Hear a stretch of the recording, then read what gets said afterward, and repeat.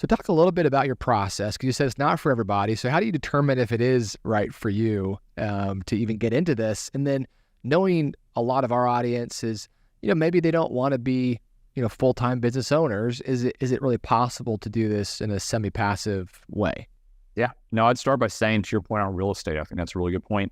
Probably 75% of our clients also invest in investment in real estate, myself included. I've got both components in my portfolio. And with business ownership, there are tax benefits, just in the same way real estate provides some.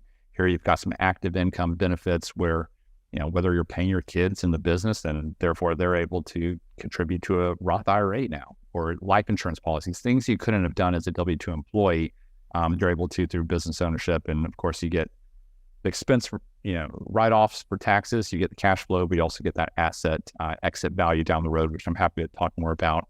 But no, I'd say we oftentimes talk to clients and they say, hey, what provides the fewest headaches, fewest number of employees, largest return? That's kind of the common theme. And I'd say, there's two traditional methods of ownership. One would be owner-operator, where you step in and run the day-to-day. Probably about a third of our clients are doing that.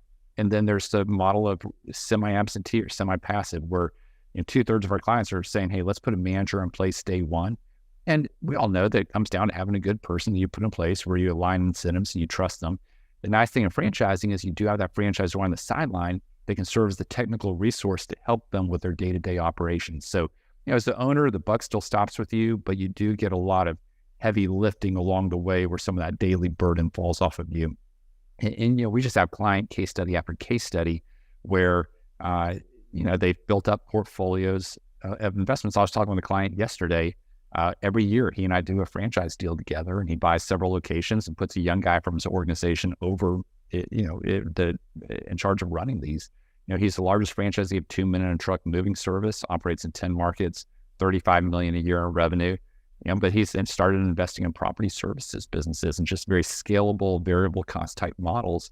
And it gives him the opportunity to create jobs and new entrepreneurs, and he's doing very well financially. So, lots of case studies similar to that, with different people along the way. But I'd say the ultimate goal for most people is not to run the day-to-day. Maybe they do it for a period of time. Maybe they never do it.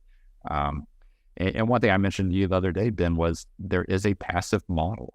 It's very rare. It's kind of the unicorn out there. But there are 3 or 4 companies that have what's called an investor model where they will run the business for you. I'm personally invested in one of them myself.